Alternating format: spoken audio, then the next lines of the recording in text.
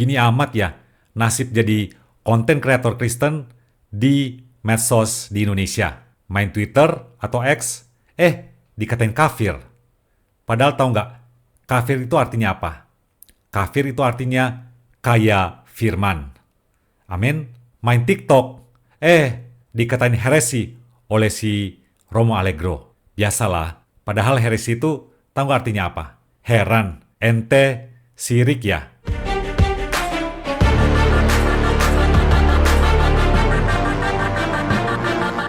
Wait, masih di TikTok. Dikatain pula oleh pihak yang sama, bidat. Padahal bidat itu artinya beriman dan taat. Ternyata masih nggak cukup, masih nggak diakui. Udah itu aja. Belum. Masih ada lagi ekstra bonus dari Patrice Allegro. Beliau bilang bahwa Kristen Protestan itu bukan Kristen sejati. So dialah dan kaumnya yang adalah Kristen sejati. Kalau mau dibilang, dialah yang paling holy dan kudus ya. Ambil semua aja deh. Borong semuanya. Miris ya. Sampai bagian di wilayah jenggot saya itu berasa ngilu, berasa teriris-iris mendengar statement-statement dari si Romo Allegro ini. Dikatain kafir itu sebenarnya udah biasa. Tapi yang paling menusuk itu kan, yang paling mengiris-iris adalah ketika dikatain oleh sesama saudara seiman sendiri yang nampaknya seserver, tapi ternyata perkataannya sangat tajam, menusuk. Belum lagi ada komen yang lebih horor. Ajaran Kristen Protestan itu udah dikutuk. Waduh, sudah tertusuk, dikutuk, dianatema. Wow, benar-benar horor gitu ya. Jadi beginilah, wahai netizen yang budiman, inilah konteks munculnya VT saya tentang Mace Hilhers. Yes, ini penyebutannya udah korek, udah benar. Karena gini, yaitu tadi background-nya, konteksnya, saya melihat kok sesama Kristen sendiri itu terus ribut aja di medsos. Nah, saya mikir, ya udah daripada ribut, cekcok, konflik, yuk sama-sama kita lupakan perbedaan lah. Dan sama-sama kita bersatu, kita dukung Mace Hilhers ini. Kan keren. Karena Mace Hilhers ini yang berdarah Kawanua, alias berdarah Manado, itu bisa menginspirasi, jadi berkat lah. Karena apa? Dia ini masih muda loh ya, tapi dia berani untuk bersaksi. Een profvoetballer bent met een goede track record. Je gaat super lekker. Je bent christen. Hoe heeft jouw geloof in God, jouw geloof in Jezus jou geholpen in jouw carrière? Kun je daar wat... Ja. Kijk, allereerst wil ik sowieso zeggen, Dan di background podcastnya itu ada salib Kristus. Salib inilah yang harusnya menyatukan setiap orang Kristen, mau dia Protestan, Katolik, Pentakosta, Ortodoks, karismatik, apapun. So, maksud saya lupakan perbedaan internal dan yuk kita sama-sama, kita bersekutu bersama, kita bersatu dengan berbagai denom itu supaya apa? Supaya kita juga sekalian dukung pemain ini dan dukung timnas. Ini ibaratnya saya ambil satu profil pemain yang ya ini bisa merangkul perbedaan-perbedaan yang ada di kalangan internal kekristenan. Gitu loh konteksnya. Maksud hati seperti itu. Apa daya ketikan yang cepat dari netizen itu membuyarkan ekspektasi saya. Ya itulah resiko dari medsos. By the way, saya tetap hargai segala aneka macam komen dari netizen. Ada juga netizen yang paham ya. Thanks God, puji Tuhan. Yang bikin saya kaget, surprise, karena ada netizen muslim yang dia merimain saya. Bang, ada loh pemain bola yang religius secara Kristen. Wow, bagi saya ini surprise. Thank you bang.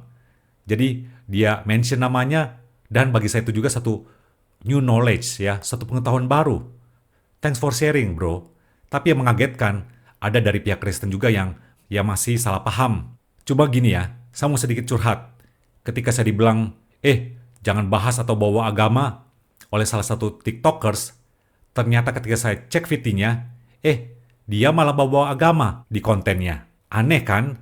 Giliran konten kreator Kristen kayak saya, haram, nggak boleh. Haram untuk bahas-bahas iman dan kepercayaan yang dimiliki oleh pemain yang bersangkutan. Gimana pula dengan berita-berita dari media-media nasional, media-media mainstream yang nge-expose pemain bola naturalisasi lalu masuk Islam. Segala kegiatan, aktivitas agamanya itu diekspos. Media yang membahas juga, medsosnya bervariasi. Balik lagi giliran konten kreator kayak saya, sampai dikatain bocil lah.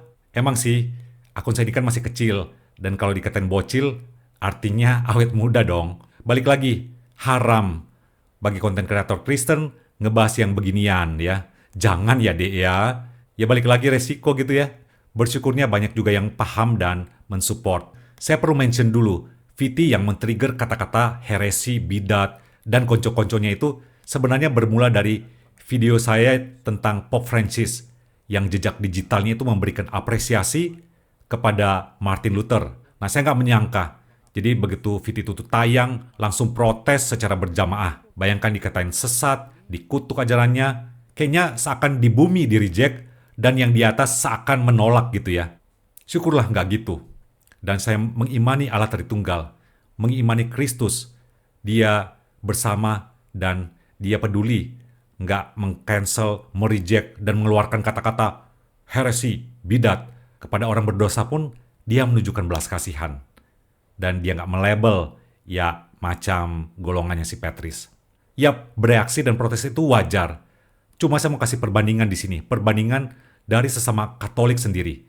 Jadi website Katolik yang terkemuka namanya 1 Peter 5, mereka protesnya itu langsung ke Pope Francis. Wajar kalau pihaknya itu protes, mereka meradang, mereka nggak terima dengan ucapan Pope Francis, karena mereka anggap pujian kepada Martin Luther dan sampai buka-bukaan bikin pengakuan bahwa gereja itu melakukan kesalahan, terlibat dalam korupsi dan juga keduniawian, itu adalah statement yang nggak boleh diekspresikan secara publik ataupun secara personal, secara pribadi sekalipun. Cuman protes netizen, ya termasuk golongannya si Roma Allegro itu, protesnya salah alamat. Protesnya malah ke saya. Aneh, ada pula yang masih nuduh, wah video itu editan, teriaknya gitu. Lalu ada yang bilang pakai AI lagi. Gawat loh kalau nuduh editan atau AI, karena itu artinya apa? Memframing seolah-olah Paus itu berbohong. Paus itu dia mengeluarkan kata-kata yang hoax. Ya nggak gitu ya. Itu jelas salah besar dan ngaco ya. Cuma menurut saya, pihak 1 Peter 5, mereka juga responnya menurut saya agak kelewatan. Karena mereka itu bereaksi sangat keras dan mereka seolah-olah mau mengatur Pope Francis.